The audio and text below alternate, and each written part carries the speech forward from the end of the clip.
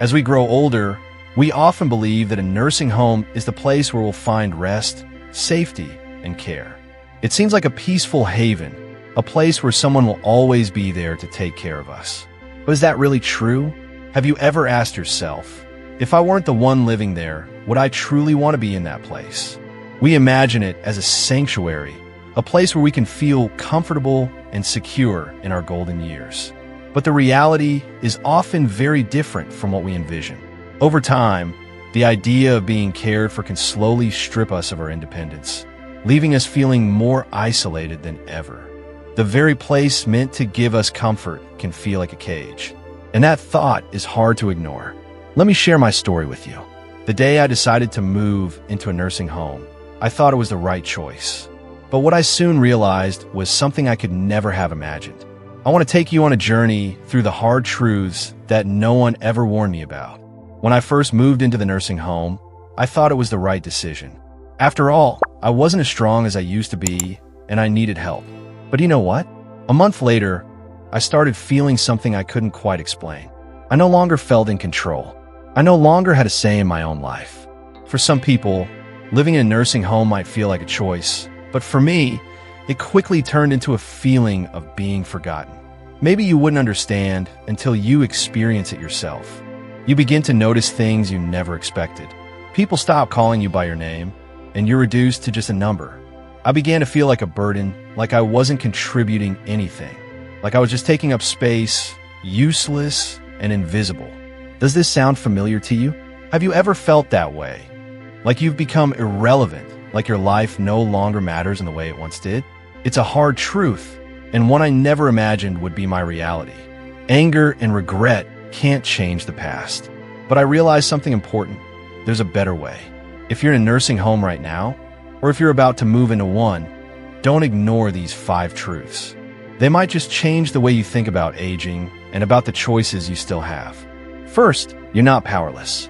Even in the face of aging, there's still room for control. It might feel like you've lost your voice, but you can find ways to reclaim it. Second, you still have purpose. Just because you're in a nursing home doesn't mean you have to stop contributing, stop sharing your wisdom, or stop living with intention. Third, your happiness is not out of reach. There are small things you can do every day that bring joy, even in the most challenging of environments. And most importantly, you are not alone. So many others are in the same boat. And together, you can create a community that cares, that supports, and that thrives. I want to share these truths with you because they've made all the difference in my life.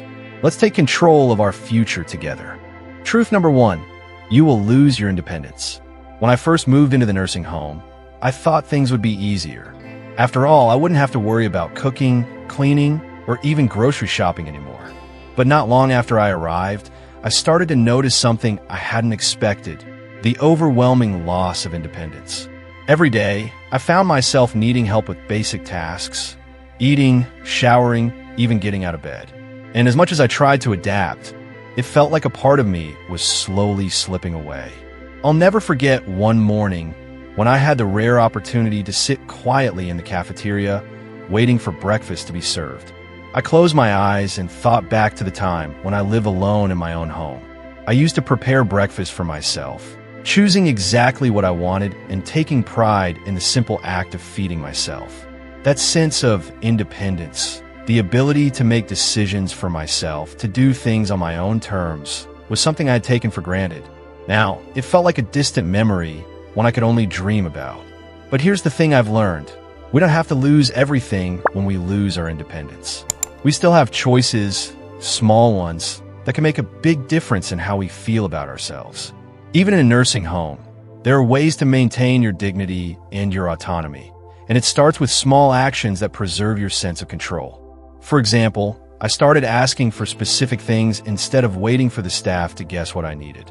If I want to sit by the window during the day, I'd ask for that spot. If I felt like I needed more time to get ready in the morning, I'd speak up. I found that even small decisions like choosing where I sit, what I eat, or when I go to sleep, help me feel like I still had control over my life. It's also about maintaining physical abilities. When you're in a place like a nursing home, it's easy to fall into the trap of letting others do everything for you. But keeping your body moving, even in small ways, can help you feel more independent. Whether it's stretching, walking, or just practicing basic mobility exercises, every action counts. You might not be able to do everything you once could, but you can still take charge of your health in meaningful ways. The most important thing is to keep trying. Don't give up on the little things that matter. You may not be able to do everything on your own anymore, but that doesn't mean you're helpless. Your independence might look different than it used to, but it's still worth fighting for. If you're watching this and thinking, I don't want to lose that feeling, then remember this. It's never too late to hold on to what you can. Start small. Speak up. Take control of the little things. And above all, keep reminding yourself that you are still valuable, capable, and deserving of your own autonomy. Take action today, whether it's asking for what you need, moving a little more, or finding a way to make your own decisions. Your independence is worth preserving, no matter where you are. Truth number 2, you will feel isolated. It's strange, but even though I'm living among so many people, I've never felt more alone. I'm surrounded by others in the nursing home, but it's like we're all in our own little worlds. They have their own stories, their own memories, and it often feels like I don't quite belong here. I watch them chatting, laughing, and sharing, and I can't help but feel disconnected, like I'm an outsider in a place that's supposed to be a community. I often think back to the days when I was an active part of the world outside. I would walk down the street with friends, chat over coffee, or spend time at local gatherings. Those were the days when I felt like I had a purpose, when I knew that I mattered to someone. But here, in this place, I find myself longing for those connections. It's easy to forget how important human interaction is until it's suddenly absent from your life. And in the nursing home, even though I'm surrounded by people, I feel a deep, aching loneliness. I remember one evening, sitting in the common area, watching people go about their business, talking in their own little groups. I tried to join in, but the conversations didn't flow. It felt as though I was invisible, as if no one really saw me, and I couldn't find the right words to say to make myself fit in. That night, I sat quietly in my room, feeling the weight of isolation creeping in. I hadn't realized how much I had missed meaningful conversations, the kind that make you feel seen and heard. But over time, I've learned that feeling isolated doesn't have to be permanent. Yes, the environment here can feel impersonal at times, but there are ways to fight that sense of loneliness. The first thing I've done is to reach out to my family. I make sure to call or video chat with my children and grandchildren regularly. Hearing their voices, seeing their faces, reminds me that I'm still part of their lives, even if I can't be there physically. Another step I've taken is to join in more activities at the nursing home. There are exercise classes, art sessions, and even movie nights. At first, I hesitated, thinking it wouldn't be the same as the things I used to do. But once I gave it a try, I found that participating in these activities not only helped pass the time, but also gave me the chance to meet new people and form bonds. I started chatting with others, sharing stories, and connecting over shared interests. It's not always easy, but staying connected is key. The more I engage with others, the less I feel alone. Even small interactions, like saying hello to a neighbor in the hallway or joining a group for a game of cards, make a difference. And if you're in a similar situation, don't be afraid to reach out. Even though it can feel like no one understands what you're going through, there are people out there who care, and the connections you build can make all the difference. So, if you're watching this, take a moment to think about how you can stay connected. Call your friends and family. Join activities, even if they feel unfamiliar at first. Find a way to make your voice heard. We all need a sense of connection, and it's never too late to build those bridges, no matter where you are in life. Truth number 3, you will lose a sense of purpose. One day, I woke up and realized something that hit me harder than I expected.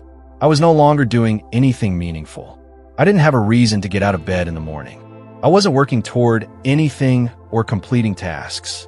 The routine I had once depended on was gone. Instead of waking up to a day filled with purpose and activity, I woke up to an empty schedule, just waiting for the hours to pass. It was a sinking feeling, as though I had lost a part of myself. For years, I'd been busy with work, hobbies, family, and daily responsibilities. I had always prided myself on being productive, on having something to contribute. But in the nursing home, that sense of accomplishment seemed to vanish. I was surrounded by people, but most of us didn't have much to do beyond waiting for the next meal or activity. Days blurred into one another, and without something to focus on, I felt like I was slowly fading into the background. I'll never forget the day it really hit me. I was sitting by the window, watching the world outside. The leaves on the trees were changing colors, and people were going about their day, living their lives. And here I was, stuck in a cycle of nothingness. It was in that moment that I realized, without purpose, without something to strive for, I wasn't really living. I was just existing. At first, I struggled with the idea of finding a purpose again. What could I do that would matter? But as time passed, I came to understand that purpose doesn't always have to be something grand. It doesn't have to be about making a big impact on the world. Sometimes it's the small things that matter most. And that's what I learned to do. I started by taking small steps. The first thing I did was focus on taking care of my room. I cleaned up, organized my things, and made it a comfortable place for myself. It wasn't much, but it was a task I could do every day. Slowly, that routine of tidying up gave me a sense of accomplishment. I was doing something, and that small change in my day gave me a little spark. Then, I began to take care of the plants in the common area. It was a simple task, watering the flowers, trimming the leaves, but it felt good to know I was helping make the space more pleasant. I also started talking to the new residents and offering a hand when I could. Maybe it was helping someone carry their tray to the table, or simply sitting down to talk with them. It wasn't much, but made a difference. What I've learned is that having a purpose doesn't always mean doing something huge or life-changing. Sometimes it's about finding small things you can do that make a difference in your own life and the lives of those around you. It could be taking care of a plant, writing a letter, or volunteering to help in the kitchen. These little tasks help bring meaning back to each day. So, if you find yourself in a similar situation, I encourage you to find one thing to do each day that gives you a sense of purpose. Whether it's something for yourself or something for others, don't let yourself forget that you still matter. You're still capable of making a difference, no matter where you are in life. Start small, and you'll find that the sense of purpose will return one step at a time. Truth number 4, losing privacy is uncomfortable. I remember one afternoon, I wanted to do something simple, change my hairstyle. I had always enjoyed doing that for myself, choosing the style I liked and taking a moment to feel refreshed. But in the nursing home, it wasn't as simple. I had to wait for assistance, and by the time someone came to help me, I had already lost the impulse to do it. It wasn't just about changing my look, it was about reclaiming some sense of control over my life. And that feeling was slipping away. There were other moments, too, when I just wanted a few minutes to myself, to have my own space, to be alone with my thoughts, or simply enjoy a quiet moment without anyone walking in. But that was harder than I thought. The walls were thin, and the nurses, aides, and even other residents would come and go, often without warning. No one knocked before entering. Privacy seemed like a distant memory. I longed for those simple moments of solitude when I could reflect, read, or just enjoy a cup of tea without feeling like someone was always watching or needing something from me. In a space where everyone is on a schedule, where people are constantly moving in and out of your space, those moments of privacy become rare and hard to come by. It was frustrating and, at times, overwhelming. I began to feel as though my life, my personal time, and even my thoughts were no longer my own.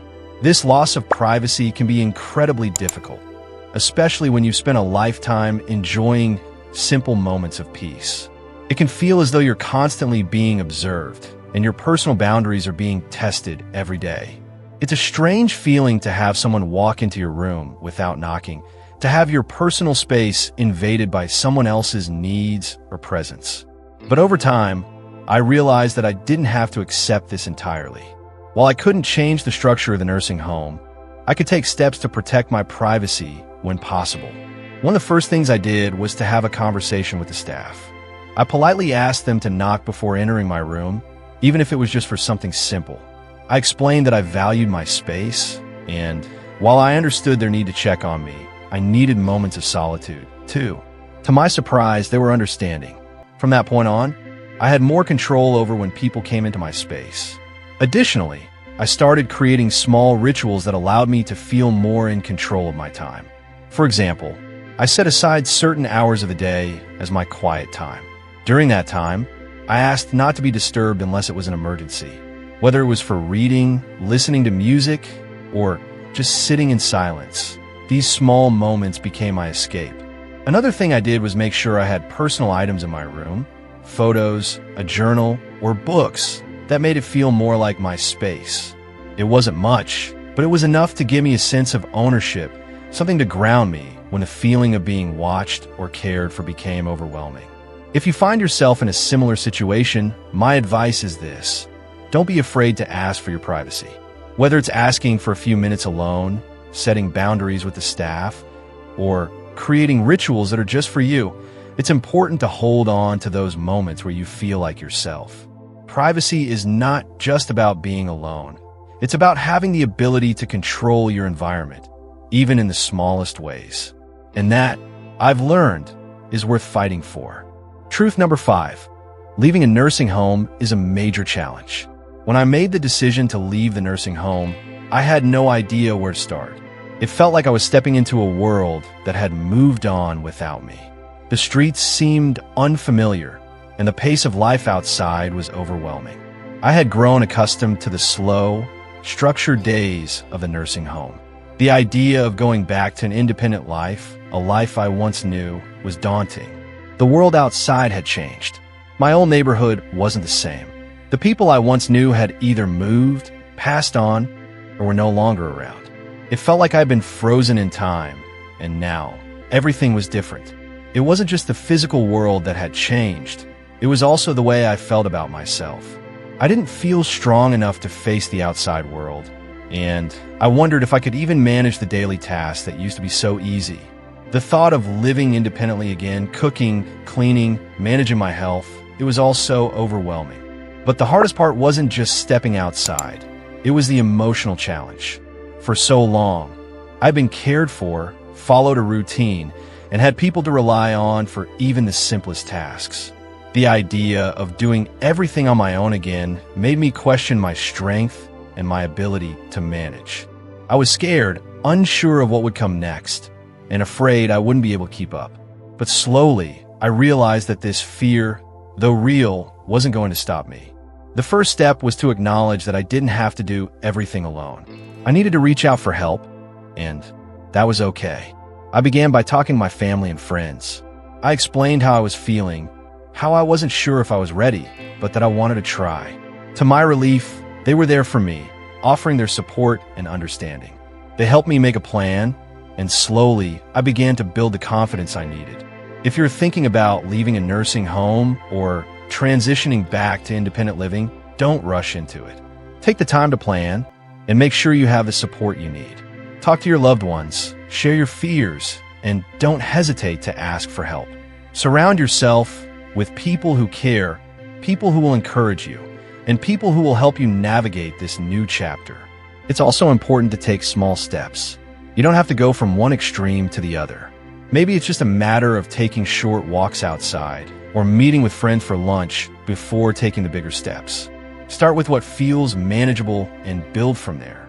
For me, once I began planning and taking small actions, things started to feel more within my control. It wasn't an easy journey, but with time, I started to feel more confident. I found new routines, created new habits, and rediscovered parts of myself that had been dormant for so long. If you find yourself in a similar position, my advice is to take your time. Plan ahead, ask for help, and trust that you have the strength to navigate this next chapter. It won't be easy, but you are capable, and with the right support, you can thrive. All 5 of these truths have taught me one important thing. We are not just numbers, and we deserve to live a life full of meaning, autonomy, and love. As we age, it's easy to feel like we're being forgotten or pushed aside. But the truth is, our lives still matter. We still have the power to shape our days, to maintain our independence, and to build connections with those around us. Even in the hardest times, we hold the strength within us to keep moving forward. Hold on to your belief in yourself. no matter where you are in life. Your story is far from over, and the life you want is still within your reach. No one else gets to decide your worth or your potential but you. If you're facing similar challenges to what I've shared today, I encourage you to share your story in the comments below. Let's create a community where we support one another. Don't forget to like this video and subscribe to stay connected with more stories about health, aging, and living your best life. Your journey is just as important as anyone else's. Keep moving forward, and remember, you are not alone.